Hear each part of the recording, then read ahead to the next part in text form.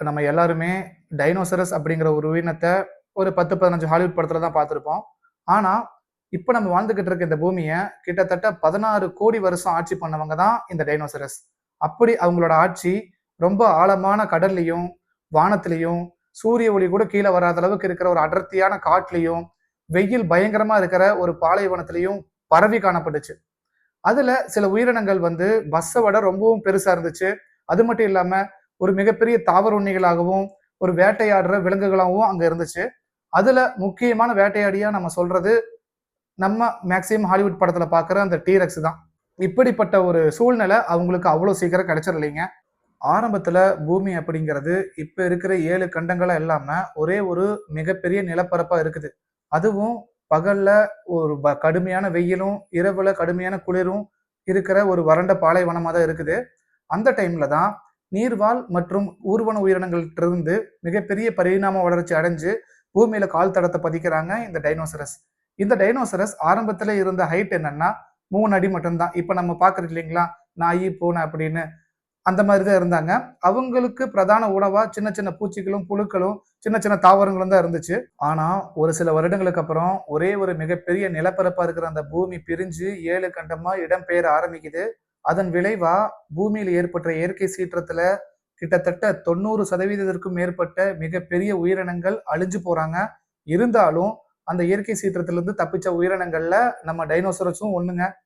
அதுக்கப்புறம் என்ன நடக்குதுன்னா, அந்த பேரழிவுக்கு அப்புறம் பூமியில புதிய புதிய கடல், மலை, காடுன்னு புதுசு புதுசான சூழ்நிலைகள் உருவாகி, அங்கு வாழ்ந்துட்டு இருந்த உயிரினங்களோட உணவுச் சங்கிலியிலேயே மிகப்பெரிய மாற்றத்தை ஏற்படுத்துது. எப்படின்னா, சின்ன சின்ன வேட்டையாடிகளா இருந்தவங்கலாம் பெரிய வேட்டையாடிகளா மாறுறாங்க. சக போட்டியாளர்களான முதலைகள் மத்தியில டைனோசரஸ் அப்படிங்கிற இனம் கொஞ்சம் கொஞ்சமா பெருகுது. ஒவ்வொரு தலைமுறைக்கும் டைனோசரஸ் அதோட உயரத்தையும், அகலத்தையும் கொஞ்சம் கொஞ்சமா பெருசாக்கிக்கிட்டே போய்க்கிட்டு இருக்குது.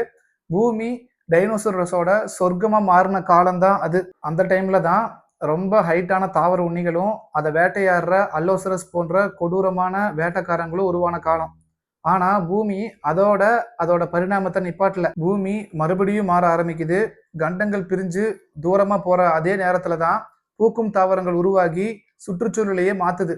இருந்தாலும் அந்த சுற்றுச்சூழலுக்கு ஏத்த மாதிரியும் இந்த டைனோசர்ஸ் அவங்களோட பரிணாம வளர்ச்சி அடைஞ்சு ஒரு சிலர் கண்டம் விட்டு கண்டம் தாவர டைனோசர்களாகவும், ஒரு சில தாவர உண்ணிகள் முகத்துல ஒரு கொம்புடனும், அது மட்டும் இல்லாம டீரெக்ஸ் அப்படிங்கிற பயங்கரமான வேட்டைக்காரனும் இந்த காலத்துல தான் உருவாகுறாங்க. ஆனா அப்ப அந்த டீரெக்ஸுக்கு தெரியாது ஒரு 10 கிலோமீட்டர் நீளமுள்ள ஒரு கல்லு பூமியில வந்து விழப்போகுது அப்படின்னு. இருந்தாலும் வறண்ட பாலைவனமா இருந்த அந்த பூமி கடல், மலை, ஆறுன்னு இயற்கை வளங்கள மேலும் மேலும் உருவாக்கிக்கிட்டே இருக்குது. தாவர உண்ணிகள் அந்த எக்ஸ்ட்ரா வளர்ற மரங்களா இருக்கட்டும், செடிகளா இருக்கட்டும் சாப்பிட்டுட்டு அவங்க போற வழியில புதிய காடுகளையும் உருவாக்கிக்கிட்டே போய்க்கிட்டு இருக்காங்க. வேட்டையாடிகள் கண்ல பார்க்கறதெல்லாம் எல்லையே இல்லாத அளவுக்கு அடிச்சு சாப்பிட்டு இருக்காங்க. இந்த மாதிரி ரொட்டீனா போய்க்கிட்டு இருக்க இந்த நேரத்துல தான் வானத்திலிருந்து 10 கிலோமீட்டர் அளவுக்கு பெருசா இருக்கிற அந்த கல் பூமியோட ஈர்ப்பு விசையால எரிஞ்சுகிட்டே வந்து ஒரு கடல்ல விழுகுது. விழுந்த அந்த விசையில அந்த கடல் தண்ணி 1 கிலோமீட்டர் அளவுக்கு மேல எந்திரிச்சு சுத்தி இருக்க எல்லா காடுகளையும் கடல் தண்ணியால மூழ்கடிச்சு அங்கிருந்த உயிரினங்களை கொல்லுது.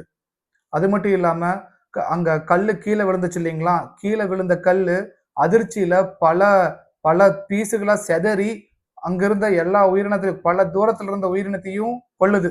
விழுந்த அந்த டைம்ல பூமியோட ஒரு பகுதியில மட்டும்தான் இந்த அளவுக்கான சீற்றங்கள் அதிக அளவுல காணப்பட்டுட்டு இருந்துச்சு. இருந்தாலும் அந்த கல்லு விழுந்த அந்த வேகத்துக்கு, அந்த அதிர்ச்சியில நம்ம பூமியோட மையப்பகுதியான லாவா இருக்கு இல்லைங்களா? அதுவே வெடிக்க ஆரம்பிச்சிருச்சு. அது வெடிக்க ஆரம்பிச்சதன் விளைவா, பூமியோட மறுபக்கத்துல இருந்த எரிமலைகளா இருக்கட்டும், நிலநடுக்கம் வரதா இருக்கட்டும், அது மட்டும் இல்லாம அந்த பக்கமும் சுனாமியா இருக்கட்டும், பூமி வந்து ஒரு மிகப்பெரிய பேரழிவை சந்திச்சுது. அப்போ அங்க மிகப்பெரிய ஜாம்பவான்களா சுத்திக்கிட்டு இருந்த டைனோசர் இனம் கொஞ்சம் கொஞ்சமா அழிய ஆரம்பிச்சது. அந்த ஒரே சீற்றத்துல அவங்களோட அழிவு முடியல. இருந்தாலும் இந்த பேரிடருக்கு அப்புறம் தொடர்ந்து ஏகப்பட்ட பிரச்சனைகளை பூமி சந்திச்சதுனால பெரிய பெரிய உயிரினங்களான டைனோசர்னால இன்னைக்கு வரைக்கும் உயிர் வாழ முடியல.